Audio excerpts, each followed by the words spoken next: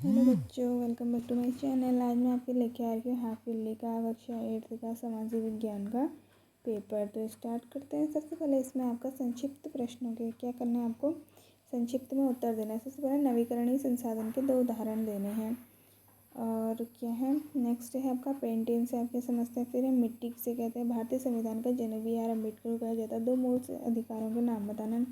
समानता का अधिकार और स्वतंत्रता का अधिकार आप बोल सकते हैं।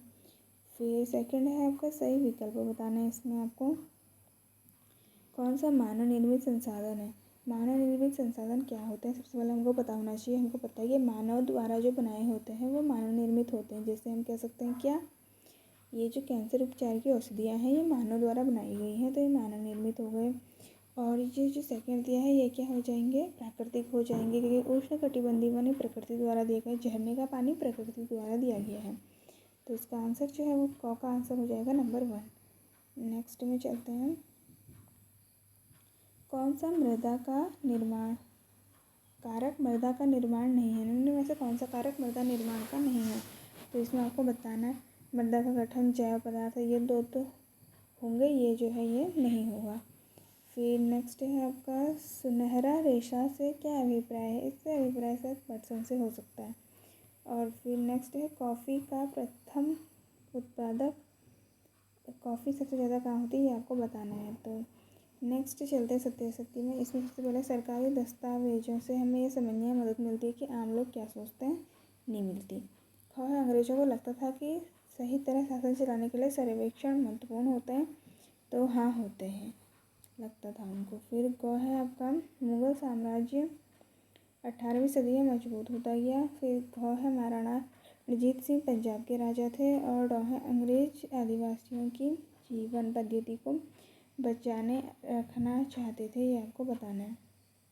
नेक्स्ट में आपको दिया है फिर बंगाल पर अंग्रेज़ों की जीत डैश की जंग से शुरू हुई। फिर डलहौजी ने डैश का सिद्धांत दिया। 18वीं सदी के खेतों की मांग औद्योगिकरण के कारण बढ़ने लगी थी। भारत एक डैश राज्य। भारत 15 अगस्त 1947 को स्वतंत्र हुआ था। अब इसमें आपको दे रखे हैं मिलान दे रखे हैं, ये सब आप कर सकते हैं। फिर नेक्स्ट है इसमें आपको जो है दिए हैं उत्तर लिखना है। संसाधन संरक्षण क्या है। संसाधनों का संरक्षण करना संसाधन संरक्षण कहलाता है। और नेक्स्ट है मानव संसाधन महत्वपूर्ण क्यों है।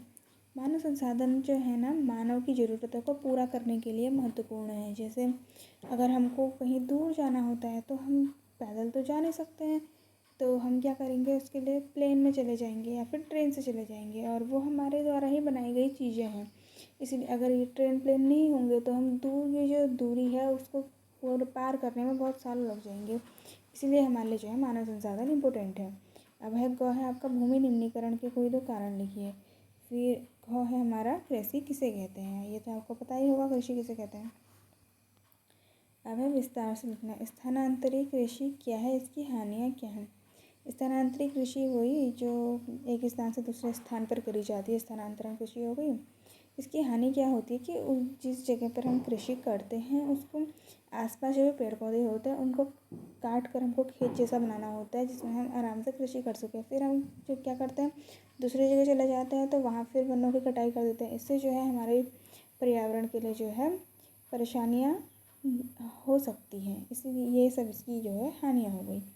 फिर अंग्रेज़ों ने सरकारी दस्तावेजों को किस तरह सुरक्षित रखा है, इसका आंसर तो आप भी बता सकते हैं।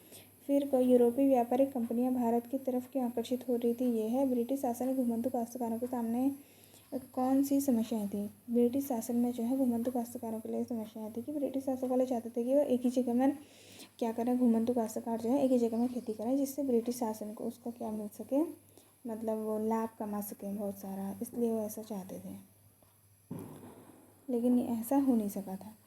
फिर है किसी लोकतांत्रिक देश की संविधान की ज़रूरत क्यों पड़ती है। लोग हमारे देश को आराम से, आसानी से और सुचारू रूप से चलाए रखने के लिए संविधान की ज़रूरत होती है, जिससे कि लोग संविधान को मानें, समझें और उसका पालन करें, उसके नियमों का। फिर है आपका मानचित्र में दर्शाइए हिंद महासागर, हिमालय पर्वत श्रृंखला और ये सब जो कर्क रेखा, दक्षिण अमेरिका, भारतवर्ष, अरब सागर, ये सब आपको बताना है। आई होप आपको वीडियो पसंद आएगी। पसंद आई लाइक करना, चैनल पर नए हो सब्सक्राइब करना। मिलते हैं ऐसी किसी अगली वीडियो के साथ।